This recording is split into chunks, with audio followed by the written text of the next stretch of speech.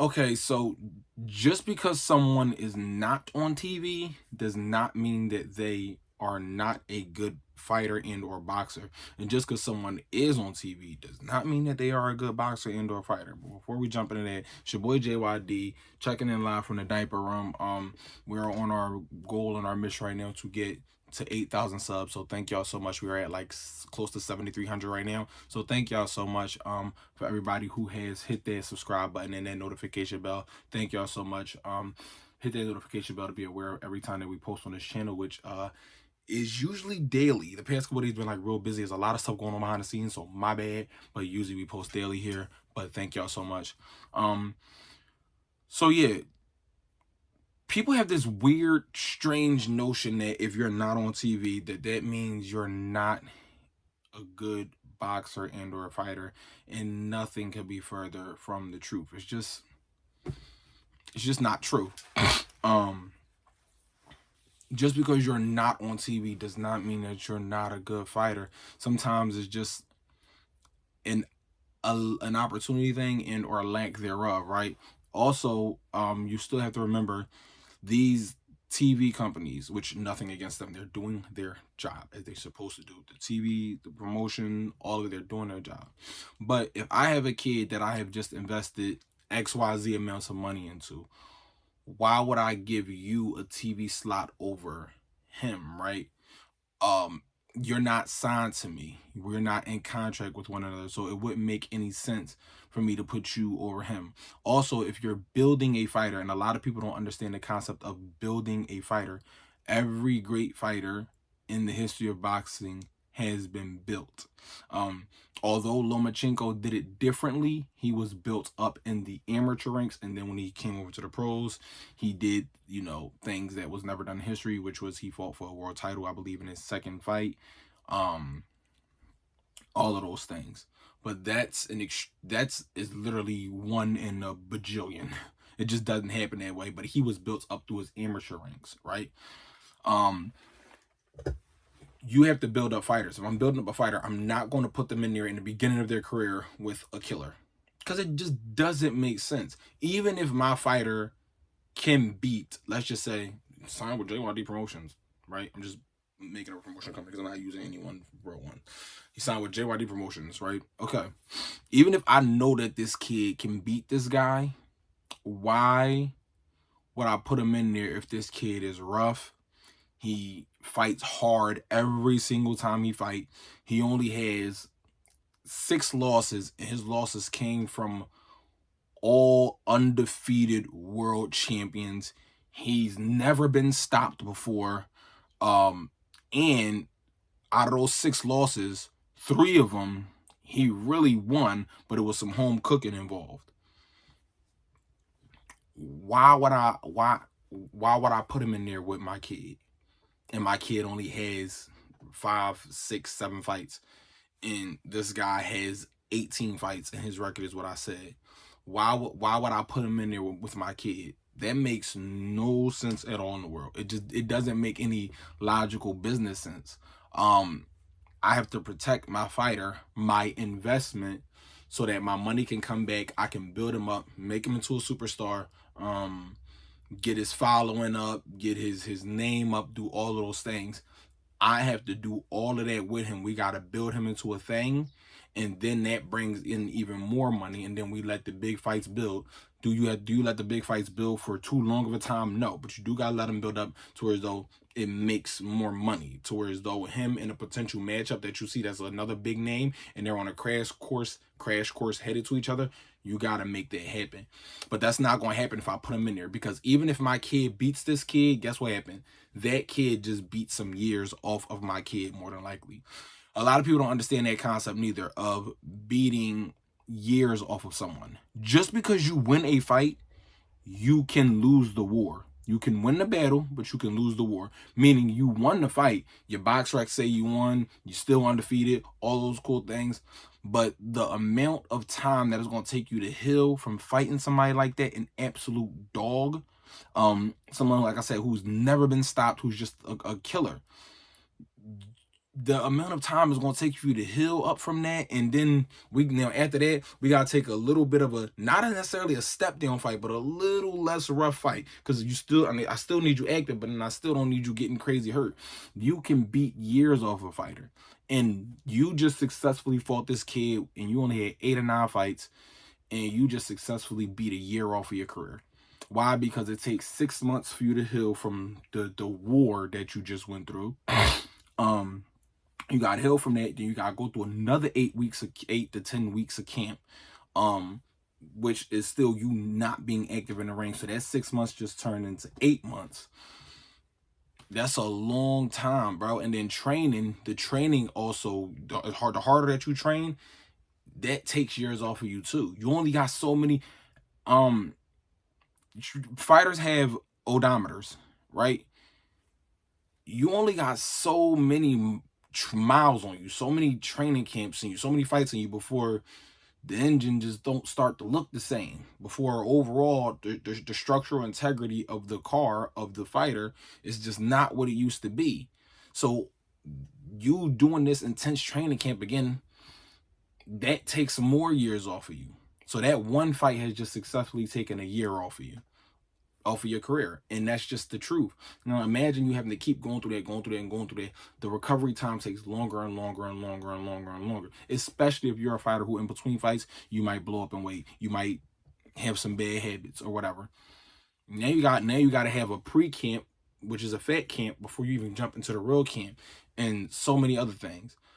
You have to protect your investment. So again, with me doing this with my investment, it wouldn't make sense for me to invest all this money into a fighter and then I gotta put somebody in there with him that's gonna be too much, or I'm just gonna put somebody on the TV slot where they're gonna outshine my fighter. That's another thing. You have to understand this. This kid's not signed to me. I don't owe this kid no favors. I don't nothing. Why am I putting him on the same card as my fighter? And I know this kid right here is going to potentially outshine my fighter. He's going to outshine him. So all the attention is going to go from my fighter to this kid. And it's like, oh yeah, he stole the show. And it's like, nah, I don't need nobody stealing the show. I need him to be the highlight of the show so that we can keep building him up. On the flip side of that, just because someone is on TV does not mean that they are necessarily good. And this is no shot at nobody, because I don't speak in subliminals. If I want to say your name, I'm going to say your name. I have nothing against nobody because I don't care enough to. This is just me being honest. There are fighters who everyone in the world has seen. That's just like, he is not that good. He's not good at all. What? How is he here? Because he has a machine behind him. He has a machine behind him.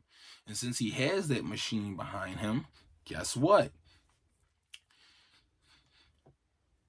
I gotta try to make my money back. Oh, this guy, he keep being in bad fights. He keep losing. He keep getting these opportunities? Because somebody, he brings in enough money to where as though I gotta get my money back. Now I'm gonna keep feeding. Now I see, all right, we can't do nothing with him. Cool. I just gotta keep putting him in these big fights, because these big fights bring back money, and I need to make my ROI, my return on investment. So he's going to keep getting these shot opportunities because I'm making my money back off of him. So now it's just like, yo, he's not even that good. He keep losing XYZ. Why he keep getting these shots? Because somebody gotta make their bread back. Gotta make your money. And that's just the truth of the matter. So don't think people are like, oh, if you that good in boxing, why you not on TV? Because it doesn't work that way. It's the same way, even in music industry. Somebody really is not, somebody can not even be that good. Some of the best singers, R&B wise, and the best rappers are underground rappers. We look at somebody like, one time for MF Doom, people love MF Doom. He was an underground king, an underground legend. MF Doom wasn't mainstream. And then you might listen to MF Doom and you're a hard MF Doom fan, and then you listen to mainstream dudes and you're like, why? How is he not mainstream? Like, how is he not getting more recognition, etc., etc.? Just because he's that good doesn't mean he's going to get that shot. But you know what you can do? You can create your own lane like MF Doom did. But that's beside the point. I'm just using that example. I hope that's a good example for you to understand. You might see some singers online and you're like, oh my God, he or she can blow. They can sing. What? How are they not signed? Sometimes it's just how it goes. Just because you're better, and sometimes being better than people can also be a huge hindrance to you, especially if you don't have a big enough audience. Being better than people can be a huge hindrance because you could be too good for your own good. And then people like, nah, like I said, I'm not signing this person. They're gonna take the shine off of the person that I got right now. I got too much money invested into them. Now you mean somebody I gotta sign this person and then invest more money into them? And I can't do that. Let me get my money back on them. And then hey, if they still around in a couple years, I'll double back and then I'll get them. But right now is not the right time. They too good for their own good. And that's just how it is. That's just the name of business. Before anything, boxing is a business. Stop thinking boxing is just entertainment. It's not just entertainment. It is a business. And guess what? Entertainment is a business. So don't just think, oh, you could be good in boxing and that's it. No, I am no stranger to the fact that a lot of the opportunities that are granted to me is a privilege because not because I win fights. Not because I win fights. Right now, offhand, if you don't look at my bio, you probably don't know how many fights I got. Is because of, yes, I can fight. Yeah, me winning plays a part, but because of my social media presence and because I am a force in the world of boxing and boxing influencers. So I'm not sitting here oblivious to the fact that don't let me start losing and then my following fall off and everything and I'm still going to be awarded these same opportunities. I am not. It is a business. If I was just, which I'm 14-0, 13 knockouts on draw, 14-0, 13 knockouts on draw. If I was just 14-0, 13 knockouts, guess what? A lot of these opportunities I wouldn't be afforded because you know how many fighters have my record or even better? Do you know how many? And they don't get this type of recognition and notoriety, but that's because I capitalized on my platform because I understand that this is a business. It's a business and you need to build a following and a community and all of those things. If that wasn't here, I would not be afforded these opportunities. And if that goes left, I know that it's nothing personal, young boy. Ain't nothing personal.